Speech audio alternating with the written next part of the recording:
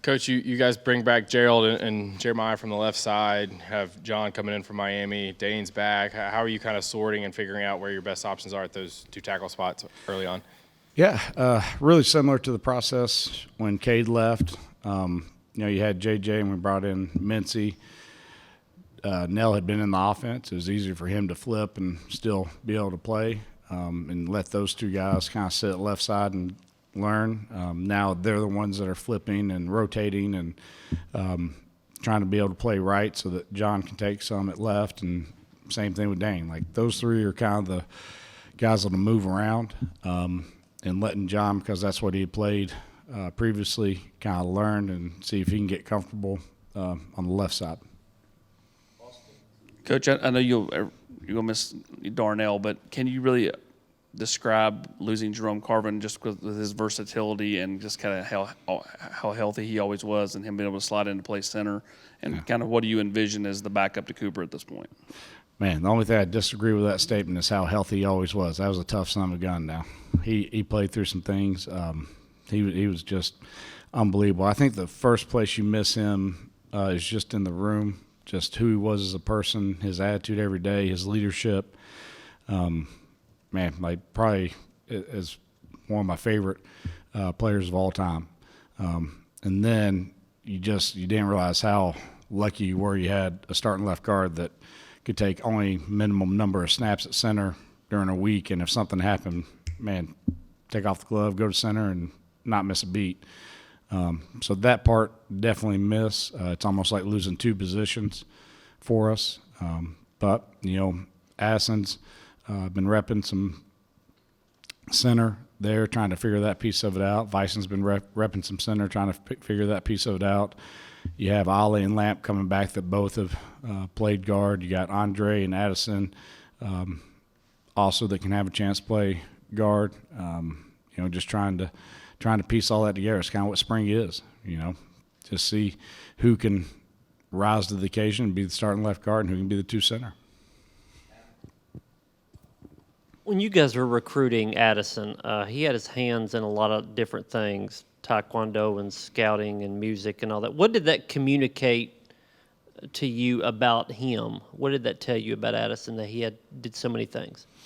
Just a highly intelligent guy, just enjoys, the processes of a different things besides just football or just academics. He is super intelligent. I think that translates for him. So I think that was probably the number one thing it told you, is that he wasn't just sitting there playing a video game all day. In the back here, with Darnell Wright and Jerome Carvin departing, who is taking on the bigger leadership role now in the offensive line? For sure, Coop. He's kind of been the cowbell, has gotten after guys when things haven't been right, has led in the meeting room, has coached on the field, has coached in the meeting room. Like the biggest compliment I can give to him, I was running a drill and two young guys weren't doing it right, and man, before I could even get to correct them, it was just like a flash. And Coop came out of nowhere, just like blurred across my face. He grabbed them, started demonstrating, started doing it. I think that kind of leadership translates, man. Guys see that. Guys want to help coach and be a part of it. So he's not skipped a beat and has stepped right in on that leadership role. Glenn, I think it's the first time we've talked to you since Joey got promoted to OC. Just kind of take me through that relationship that you have, and Coach Heupel and Joey both talked about how important you are to game plan during the week and all the ideas you bring. Just kind of take me through what you feel like your role is. One, man, just really excited for Joey. Talk about just a great guy. One, I always used to say, I used to be a lot more positive in my younger days. Something about offensive line and old age make you a little bit cranky, and he always, man, would just try to make me smile, try to be the positive energy in the room, and just unbelievable person on that side of it, and really understands the offense. Just I wish I was as smart as him and Hype. Those two guys are freaky intelligent and understand. Like Joey knows what the overall mission and goal, what we're trying to get accomplished in every aspect. And he's done a great job. There's been seamless transition in the staff room. I don't know, just really, really happy for him. You know, and as far as I go, man, it's a collaborative effort. We all try to, you know, build the run game. I feel like the older I get, the more I listen to people and not just try to do stubborn things my own way, the better we are. So I always try to have as little ego as possible. And I've got great guys with me that help coach and great guys in the past. And Abe's will still be a part of that process. So, you know, that's kind of my role.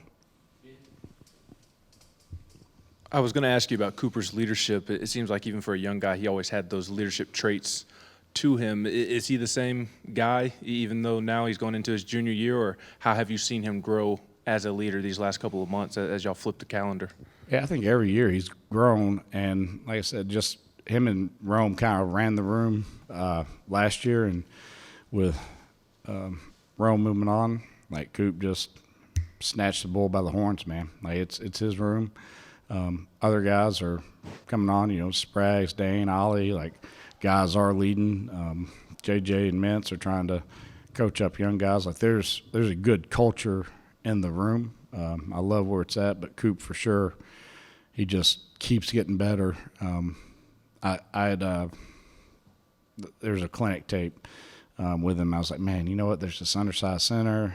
It kind of reminds me of you. And man, that night he watched it, and the next day at practice he's doing stuff that is just freaky. And you know, that's kind of the sign of a mature player, that all he wants to do is get better as a football player and then help other guys get better in the room too. Can you talk about some of the specific skill set of some of your transfers, the two of them, Campbell and Karich specifically? And I have a second question after that. Yeah, I think John, one's an older guy. Love his intensity to the game of football. Takes notes, cares about getting better. Just loves the game. Like sometimes you get guys that like the things that go around the game of football. He actually loves the game of football, and it's just so intent, seasoned, knows a lot. Really, it's just about translating the plays from what they did to our verbiage and getting used to the tempo a little bit. But love what he brings. I think Andre's not as old as John, but Andre brings a motor and edge. The guy plays unbelievably hard, is really, really athletic. Kind of helps that demeanor of the room of, man, wanting to go be physical and try to move the line of scrimmage. So been really pleased with both of them. And then how much did those bowl practices help the offensive linemen, because typically that's looked at as a little bit more of a developmental position? For sure. I think the young guys that did, and especially the guys that got to come in early in practice, one, to see what it's actually going to be like, two, to start learning the verbiage and seeing how it all pieces together.